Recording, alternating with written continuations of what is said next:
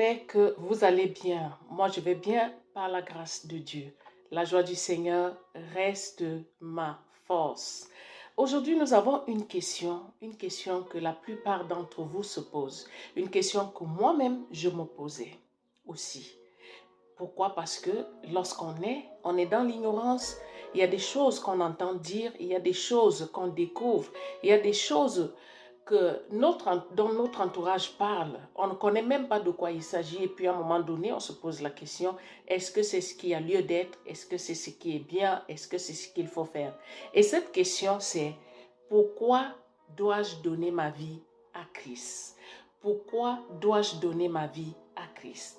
Bien aimé, pour répondre à cette question, nous allons déjà voir qui est Christ.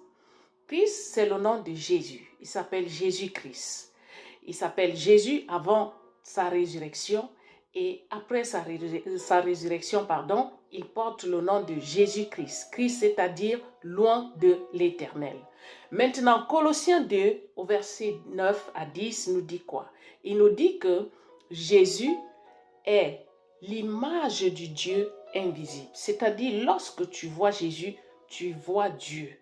Lorsque tu vois Jésus, tu vois Dieu. Il est l'image du Dieu invisible. Colossiens 2, du verset 10, nous dit encore que en lui habite toute la plénitude de Dieu. C'est-à-dire quoi? Tout ce que Dieu est, tout ce que Dieu fait, ses attributs, tout ce qui est en Dieu se retrouve en Jésus-Christ, son Fils. Tout ce qui est en lui, tout ce qu'il fait, Jésus peut le faire, ainsi de suite. Voilà qui est Christ pour ta vie, voilà qui est Christ pour ta famille, voilà qui est Christ pour ta communauté. Maintenant, pour répondre à la question, pourquoi dois-je donner ma vie à Christ? La première des choses qui m'est venue, c'est vrai, c'est pas en ordre, la première des choses qui m'est venue lorsque je préparais ce moment, c'est que Dieu t'a créé pour lui. Tu lui appartiens. Tu appartiens à Dieu. Puisque tu appartiens à Dieu et que en Jésus habite toute la plénitude de Dieu et que en Jésus est l'image invisible de Dieu, automatiquement tu appartiens à Christ. Automatiquement ta vie appartient à Christ. Voilà pourquoi tu dois donner ta vie à Christ. Ésaïe 64 au verset 7 nous dit quoi? Nous sommes un chef-d'œuvre né de sa volonté. Un chef-d'œuvre, c'est-à-dire quelque chose qui coûte cher, quelque chose qu'on a préparé, qu'on a acquis à un grand prix, un très grand prix. Lorsqu'on parle des chefs-d'œuvre, on voit les antiquaires, ces riches, toutes ces personnes des hautes personnalités et tout, ils ont des chefs-d'œuvre. Ça peut être une voiture, ça peut être un bijou, ça peut être un tableau qui est un chef-d'œuvre, qui coûte cher. Et la parole de Dieu te dit que toi, tu es ce chef-d'œuvre-là qui est né de la volonté de Dieu. Bien-aimé. Éphésiens 2, au verset 10, vient encore nous dire quoi? Il nous dit, nous sommes l'ouvrage de ses mains. L'ouvrage de ses mains. Ouvrage en hébreu, entreprise, quelque chose qu'on a entreprise. C'est-à-dire, il a pris le temps de s'asseoir, il a pris le temps de te penser, il a pris le temps de te bâtir, de te faire, de te travailler. Il a donné le souffle de vie, il a donné la forme, la parole de Dieu nous dit clairement que nous sommes faits à son image et à sa ressemblance. Donc tu n'es pas le fait du hasard. Tu as été créé par Dieu, pour Dieu et tu lui appartiens. La deuxième des choses que j'ai pu souligner, Dieu t'a créé pour un but, bien-aimé. Tu lui appartiens et il ne t'a pas créé pour rien. Lorsqu'il t'a créé, c'est parce qu'il y avait un besoin. Lorsqu'il t'a créé, c'est parce qu'il savait que tu allais lui être utile. Et dans Matthieu 28, au verset 19, il te dit, allez, faites de toutes les nations des disciples. Voilà le but, ce pourquoi tu es né, ce pourquoi tu as été créé.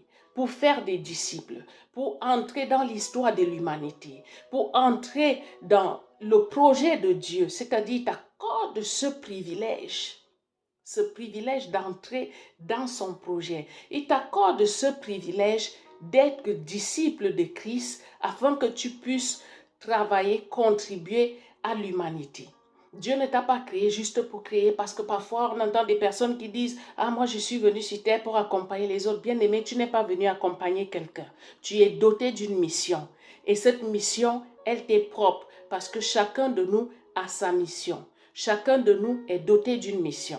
La troisième chose que j'ai pu relever ici, c'est que il te faut une feuille de route pour la mission qui t'est assignée. C'est vrai, tu as été créé pour une mission.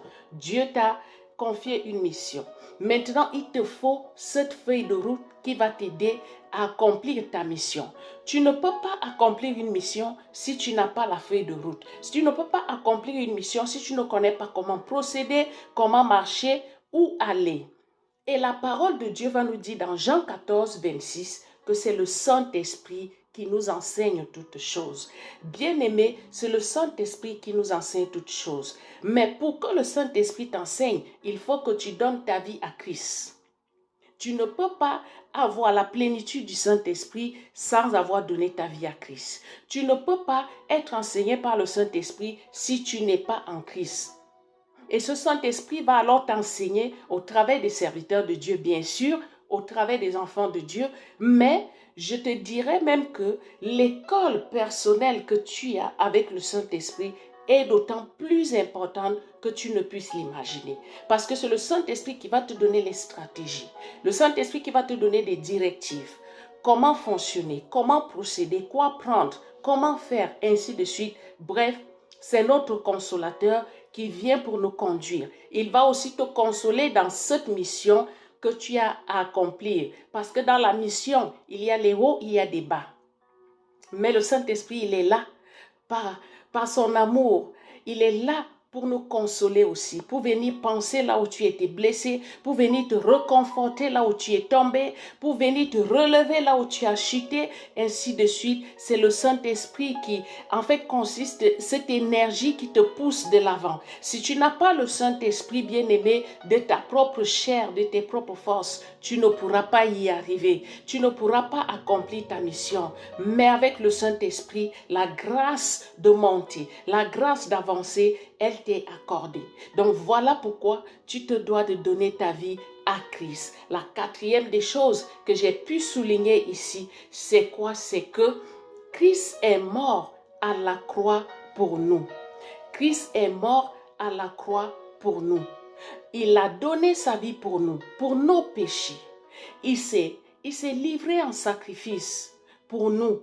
Il est venu nous réconcilier avec le Père parce que autrefois, nous étions séparés d'avec le Seigneur et Christ est venu nous réconcilier. Tellement le péché abondait, tellement le péché surabondait que Christ a dit non, pour cela aussi, moi je donne ma vie. Il n'est pas venu de la volonté du Père seulement comme certains le pensent. Il est venu de sa volonté et de la volonté du Père.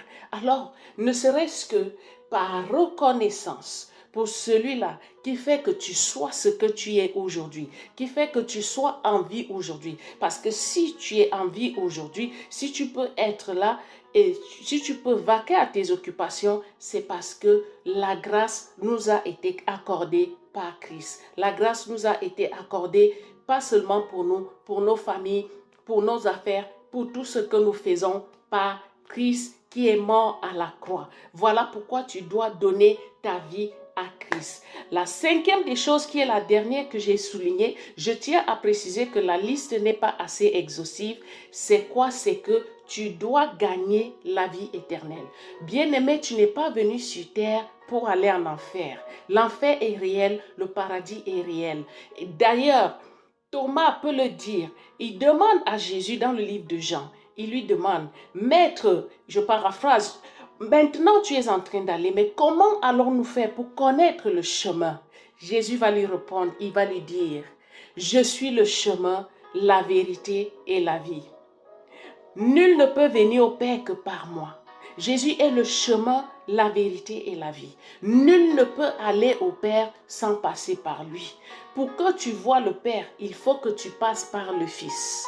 Pour que tu vois le Père, il faut que tu passes par Christ. Voilà pourquoi il est dit dans Jean 3,16, Dieu a tant aimé le monde qu'il a donné son Fils unique, afin que quiconque croit en lui ne périsse pas, mais ait la vie éternelle. Alors, bien-aimé, voilà pourquoi tu dois donner ta vie à Christ. Donner sa vie à Christ, c'est un privilège pour nous qu'il nous accorde. Donner sa vie à Christ, c'est d'écrire l'histoire de l'humanité.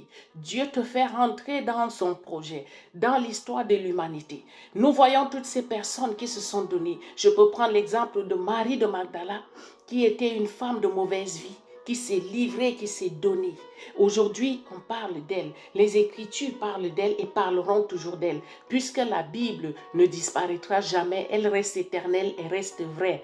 Et une fois tu donnes ta vie à Christ, tout change, ta vie change. Tu n'es plus pareil, tu n'es plus la même personne, on ne te reconnaît plus. Ne veux-tu pas écrire l'histoire de l'humanité? Ne veux-tu pas écrire l'histoire de ta famille? Ne veux-tu pas impacter le monde pour Christ afin que ton nom soit inscrit là-haut? Shalom. Shalom.